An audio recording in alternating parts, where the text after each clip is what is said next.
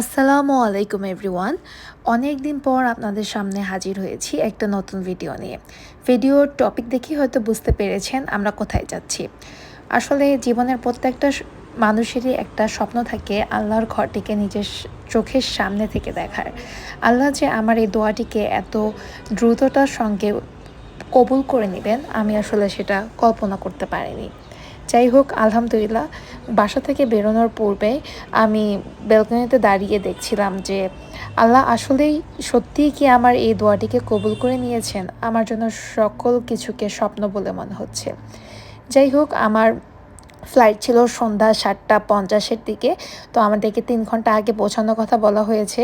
যদিও আমরা আরও আগেই বেরিয়েছিলাম, প্রায় ৪ ঘন্টা আগে বেরিয়েছিলাম, যেন রাস্তায় যদি কোনো জ্যাম কিংবা কোনো ঝামেলায় না পড়তে পারি আমরা।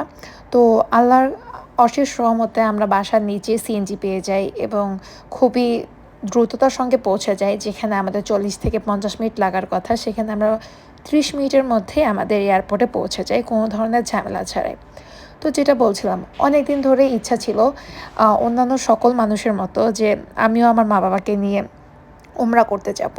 হয়তো অনেকের ইচ্ছা থাকে যে আমি নিজের উপার্জনে আমার মা বাবাকে এত সুন্দর একটা অনুভূতি দিব, কিন্তু আমি এখনও সেই পর্যায়ে যাইনি। আমার বাবা মার সঙ্গে আমি এখন যাচ্ছি, তাদের তাদের অনুসরণ করে আমি যেতে পারছি। এটার জন্য আমি মহান রাব্বুল আলামিনের কাছে অনেক বেশি শুকরিয়া জ্ঞাপন করছি।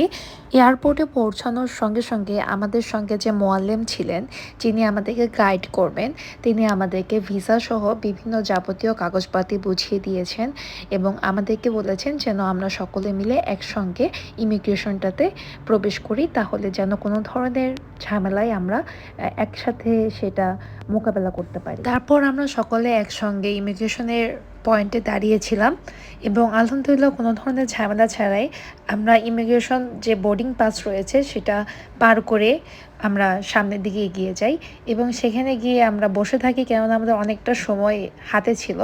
তো আমরা যে এয়ারপোর্টটা ছিল আশেপাশে একে অপরে ঘুরে দেখছিলাম। কেউ কেউ বসে বসে দেখছিল, কোনো প্রয়োজনীয় জিনিসপাতি যদি কেনা বাকি থেকে থাকে সেগুলো কিনছিল। তো আমি আর আমার মা বাবাও একসাথে ঘুরে বেড়াচ্ছিলাম।